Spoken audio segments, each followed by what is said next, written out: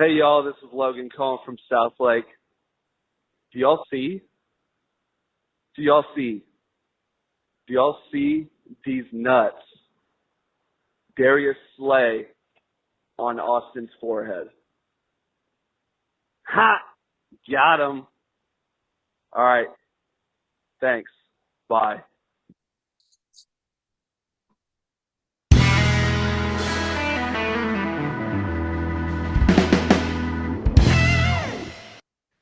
Do you think Logan does any kind of prepping for those voicemails, or do you think he just calls and goes off the top of his head? Well, so here's what typically happens is he'll call me and I'll pick up. And then he'll be like, "Oh, I'm so bummed you picked up, but let me workshop something with you real quick." So we worked on it for, a couple seconds, couple minutes maybe. That was with Um, prep? that was I tried massaging it. I did. I think hey, he's got room to improve. It's a long season. Yeah, we need to have just one episode of only Logan voicemails. But he earned it, and I Start did. sending me voicemails. Hey, everybody, if you've got something to say, if you want to talk a little shit, send Justin a voicemail. Yeah, I agree with that. That's a fun touch to the pod, and y'all can get y'all's voices out there. Losers or winners, send in a voicemail. Let us know how you truly feel. I personally am sad because my team is ass. Let's go ahead and dive into it. Another crazy week. Justin, how are you feeling? You finally got your first dub of the season? Yeah, first win. It's tough to feel good about a win when one guy accounts for a third of your points. Stefan bailed me out. Gotta love it. I was definitely not feeling great after the first slate of games, but we're in a good spot. How about you? How you feeling? Well, I played you, so not great. Yes, you did. I felt pretty decent after the first slate of games because you were projected so low. I felt like this was a good get right game for us. I was wrong. And my Well, team, don't bet against the Texans. You should know better than they're a that. fun young team. Fun They're a young fun team. young team. That being said, I think a lot of players accounted for the third of the points this week. We had, once again, a very lopsided week, but we'll get into it on the recap. Real quick, we should do what we always do, congratulate our highest scorer. This week, it was Matt Ruiz by 0.02 points. He beat out Nathan by 0.02 points. So this is Matt's chosen sound clip. Here we go. I love playing two-hand touch, eating way too much, watching my team win with the Twins. I love quarterbacks eating dirt, pom-poms and short skirts, fans who won't quit, and those Twins. And I love them too. Here's the one more. Congratulations, Matt. Congratulations, Matt. Dog shit the first week. He bounced back. We'll dive into it more about his team, see if we think that can continue on. But strong week. Anytime you break 150, you're pretty happy. Now, on the other end of things, our lowest scorer. You know who that was, Justin? Look, I could take a guess, but why don't we play the song and figure it out? Okay.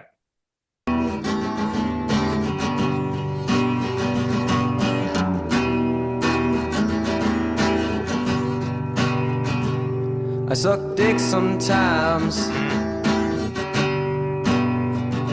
I suck dick sometimes. I suck dick sometimes. Then we get the point there. So it was Brandon. Okay. Oh my God, he didn't break 80. He didn't break 80. After, and I read this text last time, but after last time, him saying that this is what he's going to do, I'm not going to pull up the text, but pretty much all his opponents, after talking all that shit, comes out and doesn't break 80. Brutal. Yeah. Terrible showing. Terrible showing. Suck it, Brandon. All right. That's our highest and lowest scorer. Let's dive into any news going around the league.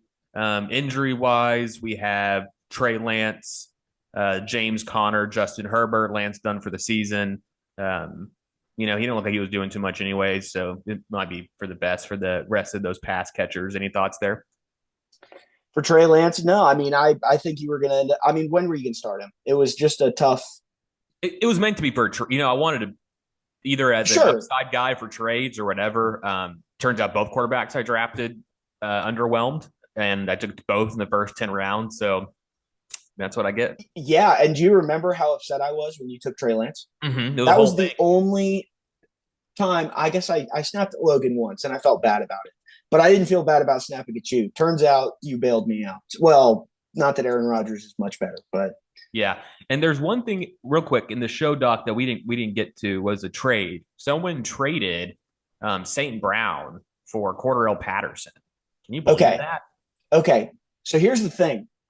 I texted in the group chat, guys, please come get Amon-Ra St. Brown. I have 5 receivers scoring over 15 points every week. I don't need all these guys. Sure. And I proceeded to get a no. Michael, Austin, Matt, the first time I tried to get something from Matt, it was a no. Trenton said no. So I don't want to hear shit from you guys. It doesn't bother me. I've got receivers. It bothers you. No skin off my back. It can bother you all you want, but y'all should have fucking stepped up to the plate and made a trade. But you didn't, so I had to trade him for a bag of balls. Well, it sounds like you should have just not traded him. But neither here nor there. One blow-up week, right? Can't possibly continue on. So we'll see. We'll see. Okay, and then we have a couple other injuries. James Conner, Justin Herbert. Any thoughts there? They both look pretty minor. Yeah, James Conner's just day-to-day. He'll be back. He's not somebody that I'm particularly worried about. Justin Herbert, I'm worried about that only because it seems like one of those things where it's not going to take a lot to get a lot worse. That one kind of scares me. So, but if he's in the lineup, you start him. It's not as if you're ever thinking about benching this guy. Yeah. It'll be interesting to see how it affects the other pass catchers, because I imagine he'll be a little bit more skeptical to take hits or maybe move outside the pocket now and extend plays. But we'll have to see. Waiver wires. Okay, so let's get into the current updates to our league. So the big one this week was Tua. He went for 20. He went for 20 to me, but the 3 highest bids of the week were all for Tua. 14, 16, 20. Yeah. I don't know that he's going to be worth a shit, but if he is, I want him. So sure. Yeah, I don't know if you were watching. I didn't see that game live, but I went back and watched, just the game footage, and Waddle and Tyreek are both wide open every fucking play because they both have the 2 fastest guys in the league. So with Mike McDaniel's scheme, it's just super quarterback friendly. The only thing I wonder is, will Tua make those throws continuously, especially since they won't be down that much, and he doesn't like. So I'm not planning on starting him this week. He has a bad matchup. Let me real quick just go. So he's playing Buffalo, which is my defense. I can't start both. I'd rather start the Bills. Tua will get worked into this lineup probably next week. I think I've had about enough of Aaron Rodgers.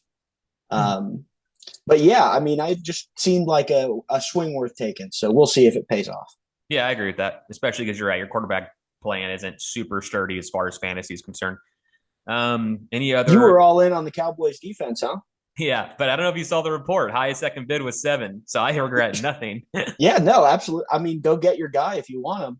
I'm in a little bit in panic mode. I need to rattle off some wins here before Hopkins gets back. Hey, I know how much you hate projections, analyst projections. So you dropped the Browns defense, which is projected the highest this week. I'd rather go the Cowboys, I think. I'd rather go the Cowboys. Sure, especially long term. And then there was an exciting trade that went down. Jacoby Myers for Rachaad White, and who else did I trade him? Oh, Gerald Everett. Thoughts? I think it was fun. I don't know. Of all of those players, the one I would be most excited about is Rachaad White, I think, but that might just be I'm still focused on preseason hype. I still am convinced if he finds a way to get a role in that offense, or if Lenny goes down, he could be a top flight option. Absolutely. That's the thing. If Lenny goes down, he's a potential league winner. But I just went ahead and took that risk because I made some PPR points this week. Anyways, enough about me. I think that's all we have in current news and notes. Let's go ahead and dive into our recap. And while I'm pulling that up, I completely forgot to pull up ESPN so I can see all the scores and stuff. You go ahead and take it away with Chris versus Matt. Chris versus Matt. Okay. I have mine set to week 3. We're just a mess today. Oh boy. So we know Chris got domed on. Matt was the highest scorer. Yes. So this was the Amon-Ra St. Brown game. goes for 40 points. So I think that's probably second highest for receivers last week. That's going to just same thing with if you take away 40 points or just give him an average person, he's at 125. Like he's not scoring 155 unless he has this nuclear game from Amon-Ra. On the other side, Christian McCaffrey's still not what you're expecting. Yeah, what's your thoughts there? You think that he gets evened out, or do you think that offense is just at a complete standstill? I think that offense is really, really bad. I think I far be it from me to tell the person who has Christian McCaffrey, the guy who scores 27 points a game historically, when to trade him. I'm just saying that it's something that I think I would be thinking about, especially while his value is still relatively high. If he puts in 2 or 3 more weeks of this, you might still keep him as like an RB2. Like if he's getting 16 points a week, that's fine. But you've got to address these wide receivers, I think, unless you're going to start Devontae Smith and a rookie. So I don't know. This was just a total Dom fest. Yeah, and this is what I was saying. This past week is just a lot of blowouts, and I think there was one close game, that being between Austin and Logan, which we'll touch on a little bit. Game of the week. That was fun. Now, real quick, what I'll say, Matt did say my running back only put up 8 points, and I still have the highest score dominance or something like that. Looking at Matt's team, it's good. Nick Chubb will not have 32 points every week. That's a very high touchdown-dependent player. And then I'm worried about Derrick Henry. I'm worried about Derrick Henry in that offense. They just lost their left tackle, and they just look bad. They're really missing A.J. Brown on those play actions. So I'm a little worried about that. And then, obviously, Cole Kmet's probably droppable. He already dropped Darnell Mooney, so those Chicago Bear players are just brutal. Mm-hmm. On Chris's side, God, you've got to be frustrated with Kyle Pitts. You've got to be so frustrated with that. 4 catches on the year. Insane. I can't believe how little they're using one of the most dynamic young players in this league. Right. And you saw Arthur Smith said, like, this isn't fantasy. We're not trying to force in the ball. We're trying to win games. If you're trying to win games, you fucking throw yeah, to Kyle you Pitts. Absolutely get Kyle Pitts involved. Use your 6'6" guy that runs a 4.4 or whatever it is. So how about Miles Sanders came back to earth too? I bet you he was really excited after week 1 with Miles Sanders. I think he still had 100 yards from scrimmage, though, didn't he? Wow, that would be bad news because he only scored 11 points. So that would mean Miles Sanders isn't getting any receiving work. Well, that and he's not going to get in the end zone because Jalen Hurts is a fucking vulture. But yeah, hopefully there's better days ahead for Chris, but it's an uphill climb for sure. All right, next one. Let's dive into Michael versus Brandon. So Michael is now one of our only 2-0 players. I think he's dropped 150 a couple weeks in a row. The main contributing factor here is going to be Tyreek. So he had another situation of a player putting up just egregious numbers, 40 points. And then, of course, Jalen Hurts is looking like an MVP this year. Him being kept in the 13th round is huge. Alvin Kamara coming back should help his team. And I guess I'm wrong about fucking rookie wide receivers. I also wanted to clip the sound of me saying I don't see any way Tua supports 2 top 12 receivers this year. That looks real fucking stupid, right? Yeah, well, hey, calm down. It's only 2 games. But yeah, it looks pretty fucking stupid right now. Yeah, I mean, they look good, man. And they're not using their running backs very much, which I thought they would since he came from the Shanahan system. On Brandon's side, you saw Saquon come back down to earth. There's going to be games like that. We know that with Saquon. He's a guy that can rip off a long run for a touchdown, but also the inefficiencies of that offense are going to put you in a bad spot. Jeff Wilson will carry him for a little bit until Elijah Moore gets back. And then hopefully at that point, Breece Hall starts stepping into a bigger role. Hawkinson is probably disappointing, and 2 weeks in a row they've dropped, the Lions have scored a ton of points and he's still kind of mediocre.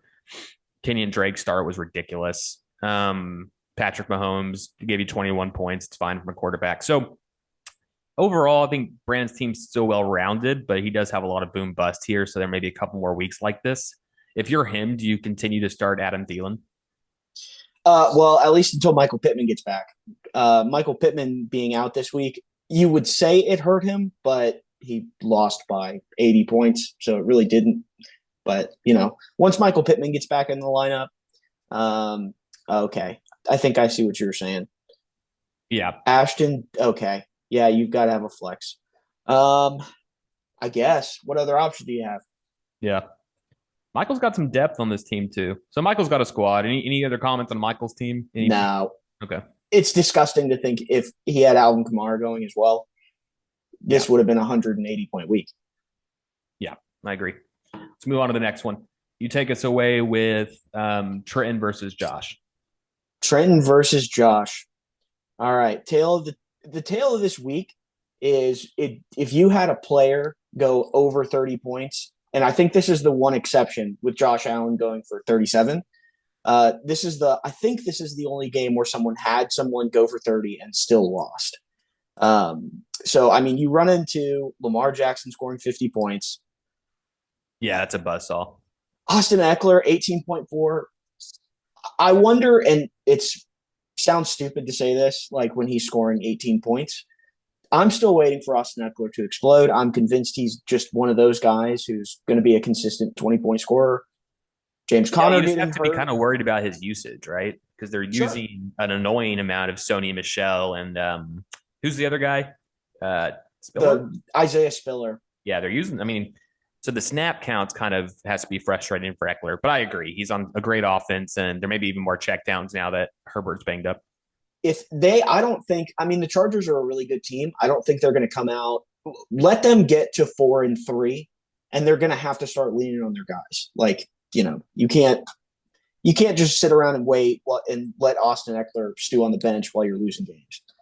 So I agree with that. Mike Evans, poor showing from Mike Evans. He did get ejected though. So, that shit happens. You can't plan for that in fantasy. Debo, that offense with Trey Lance going down and now Jimmy Garoppolo coming back, you hope Debo Samuel gets back to the form he had last year. So be patient with him. Bunch of garbage to finish. I mean, this is the team that won, and it's like, it's a fine result. It's just when you get 50 points from one guy, the rest of your guys can just completely not show up, and you'd probably be fine. And then on the other side, I mean, a more balanced team, you could say. Like, he's got Curtis Samuel going for 22. He's got DeAndre Swift going for 16, and then Josh Allen going for 40. Everything else kind of fell off a cliff, though. Jamar Chase is a huge disappointment this week. Lenny's got to start scoring touchdowns. To be fantasy relevant, Leonard Fournette needs touchdowns. Dalton Schultz is now injured. I think that's an injury we didn't touch on, but Dalton Schultz got hurt. Yeah, so I think that's why he traded for Everett. Yeah. Oh, right. This is in the past. And then the rest is kind of just not noteworthy. Yeah, so I don't know. You can start starting Robinson again. You probably have a little bit more trust in him now. And then Curtis Samuel's looking like that was a good pickup. Josh Allen dropping 40 and you still only having 100 points is concerning. But 1 week, first week he had a great week. So I'm assuming that he'll be back and competitive soon enough. All right, next one. Let's move on to CJ versus Nathan. This is another beatdown, and this comes to one of our other 0-2 teams. Our two 0-2 teams are CJ and Chris. We knew this about CJ's team. I mean, it looks scary. It looks scary. I mean, when I'm looking at this roster, I'm seeing a lot of wide receivers that I think in other leagues that you're having start-sit decisions with, like whether you want to continue to start DJ Moore, DK Metcalf, or Elijah Moore. And he's in a situation where he has to start all three of them. I guess you could plug in Amari Cooper, but that's going to have its woes as well. So this is not a team that I think has a lot of hope. If I'm CJ, maybe I try to flip a Jonathan Taylor into two stud starters with a team that's really deep. I don't know. But any advice you have for CJ moving forward? What would you do if you were him? It's maybe he's just got to overcome a little adversity. Maybe that's something CJ hasn't had in a while. He's going to have to, dig down deep. Find something to do before the season goes up in smoke already after week 3. Yeah, it's time to make some moves. Starting Rex Burkhead, man, I don't know that I've ever. I'm sure there have been instances where people have had to start someone of the ilk of Rex Burkhead. Gross. It's so bad. Gross. I mean, I would have started Ramondre or a Cam Akers over him just with the hope that he trips into the end zone. On Nathan's side, Joe Burrow's been disappointing so far this year, really Cincinnati's offense as a whole. David Montgomery is indecent, which is interesting to me. I think Najee will still be frustrating. That O-line cannot run block. Jalen Waddle carried him, and also, of course, Bucks defense carried him. So when you have your defense dropping 25, it's very hard to lose a game. Good news is for Nathan, he has Chris Godwin on the bench. Once he gets back, that should be a pretty stacked wide receiver corps. Any comments? Stacked wide receiver corps is one thing. David Montgomery, I think I had mentioned maybe not third round value. I think 15 points is third round value. I think you're happy with that, but you've got to be upset about what Najee Harris has done so far. I hold him in another league, and it's been super frustrating because that's the guy you took first round. So that's like a couple of years ago when Michael Thomas basically doesn't play, and you're sitting there like, man, I'm not getting anything from my first rounder. But to still be able to put up 155, I guess maybe you can get away with it when you've got a receiver going for 40. I did the same fucking thing this week. So right, that's the thing. All these really high scorers are these receivers that are just having field days, which maybe continues. I mean, today's NFL, we'll have to see. But so far, the story's been taking running back early was a mistake. All right, let's move on to Logan versus Austin. So this was the fun game of the week. Austin, we went into, and this was Sunday Night Football, right? So we went into this game. I think Austin had a clear projection lead, and then Kirk Cousins did what Kirk Cousins does and went out and just was terrible in prime time. Just god awful. Everyone was trying to say Darius Slay locked down Justin Jefferson. I went back and I was watching some of that game film. Dude, Justin Jefferson was open on those throws. The throws were just bad. They were way behind him. There were a couple miscommunications, but I'm with you. Kirk Cousins was not good. He was bad. He was really bad. Clyde, a lot of people are saying Clyde's RB3 numbers, putting up RB1 numbers the first couple of weeks. We'll see what happens. I don't know. It's part of a great offense. I just don't know what to think about that. Darrell Henderson only having 10 is probably frustrating against Atlanta. Cooper Kupp's a fucking cheat code. Zach Ertz has been a good plug-in, but all their pass catchers have been out, so that'll be interesting to see how that continues. And then Cortland Sutton gave you a little something. Pretty much the only player on Denver that did. On Logan's side, Justin Herbert did Justin Herbert things. Man, do you see Brian Robinson's about to come back? Yeah, good for him too. Yeah, so I don't know. I think that'll just muddy up that backfield. I think it'll make pretty much Antonio and Brian Robinson unplayable. CD, better game with Cooper Rush. Mike Williams had his game with Keenan Allen out. Darren Waller put up good tight end numbers. Judy's probably a little frustrating, but that goes to the whole Denver Broncos offense. So Logan's team is fine. A lot of this did seem situational to me. So we'll see how that continues. Christian Kirk, however, looks like he might be a steal.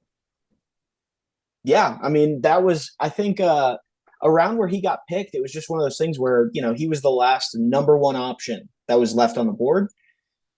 Maybe that says something, go take number one options. Yeah. I mean, there are other instances where, like Mike Williams had a terrible week one because the number one, Keenan Allen, was playing. So, I mean, a lot of that is going to be similar to just like Denver, just like Carolina. One of those receivers is going to go off. It's going to be flipping back and forth all year. So, I think Christian Kirk got overlooked, and yes, that's absolutely a steal. Well, they're just using him a ton. I mean, Peterson is designing plays for him. And Jags, I mean, you can tell what a big difference new coaching makes, right? Because they look organized and they look somewhat decent. I think their first two opponents were ass, so we'll have to see how it continues. But how are the Colts this bad? That is crazy. That is absolutely crazy how bad they are. That's a shame because I think they had, other than Denver, the most hype going into the season as far as new team. What are they going to have? Okay. And then the last one would be you and I. We won't spend too much time on that just since everyone listening doesn't care about the two hosts, but you destroyed me. Stephon did what Stephon does. You put up 150 even with your tight end goosing you. So overall, pretty good week. Obviously, your defense helped a ton. I bet you're pretty excited about getting ahead of Garrett Wilson before this week, though. Oh, I don't. So I already mentioned that I had 5 receivers that were going over 15. If I now still have 5, I don't. That's just more shit to think about. Whereas I want to get in a position where I've got some no doubt starters. Yeah, but anytime you have 4 people go over 20, that's the name of the game is get as many people who will score 20 on a weekly basis as you can. 4, that's a good week. So Yeah. Then you move over to my team where only one player broke 20. At least I called my shot on Rashad Bateman, right? Because everything else is going to hell. sure, congratulations, dude. I think better days are ahead for Dalvin.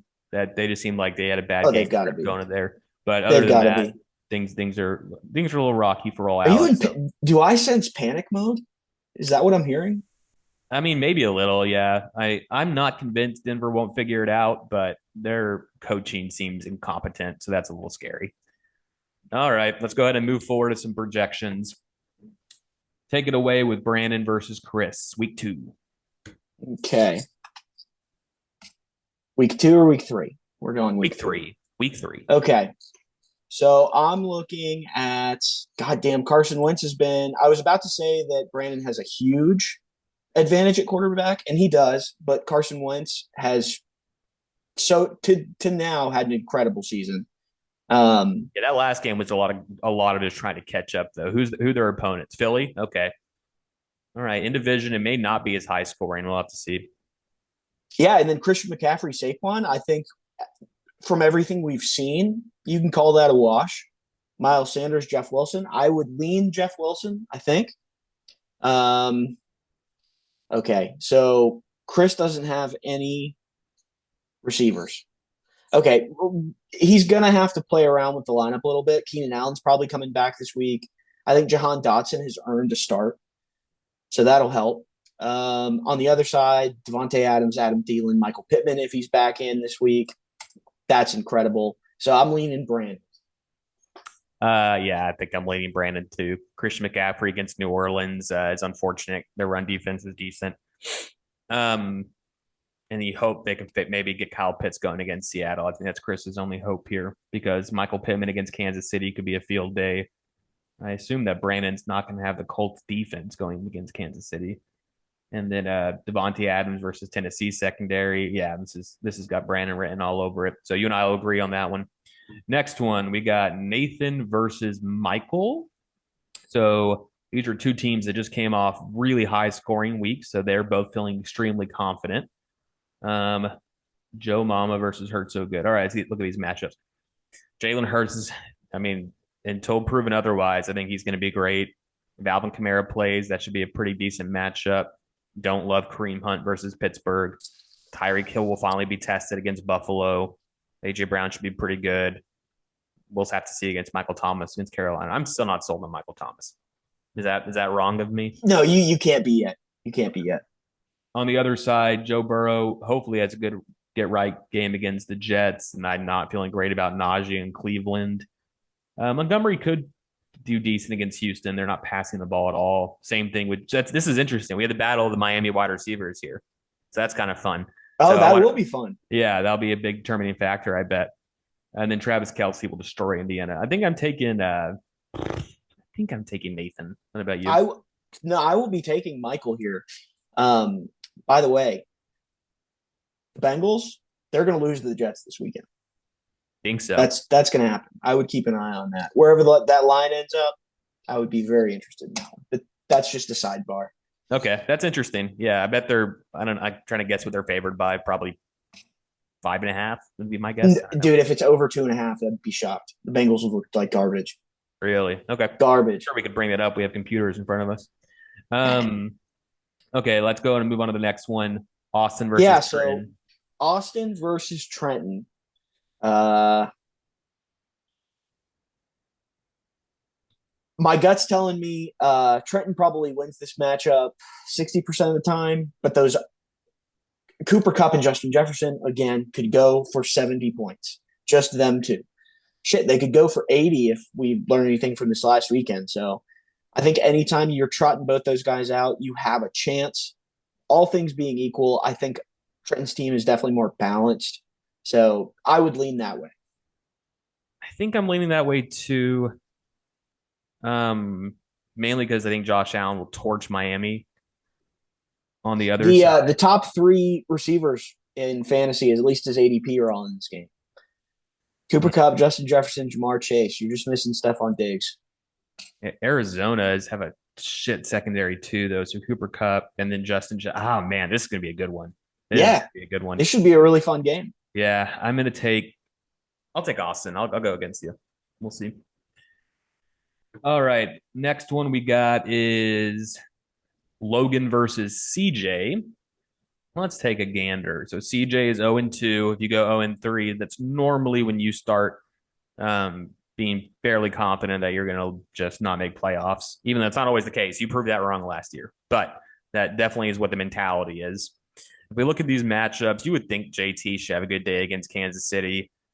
And then I look at the rest of it, and I hate it. New England's known for removing number one options. You got to think that's Mark Andrews. And then on the other side, Herbert against Jacksonville should be great. Mixon versus Jets should be great.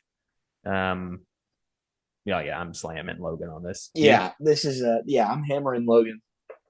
I'm kind of surprised that the projections are so close, but I guess that's because Jonathan Taylor is probably – I don't have I guess I could click his little name here and see what he's projected for. 19.7. That goes a long way. Yeah. By the way, I just looked it up. Cincinnati's favored by 5. Golly. Yeah, go get that one if you can get it. All right. Then we have myself playing Josh. Take it away. Okay. So on this one, I think, I'm going to go with Josh. He has Lamar. Alex, he has Lamar. What are you going to do? Like, he has Lamar.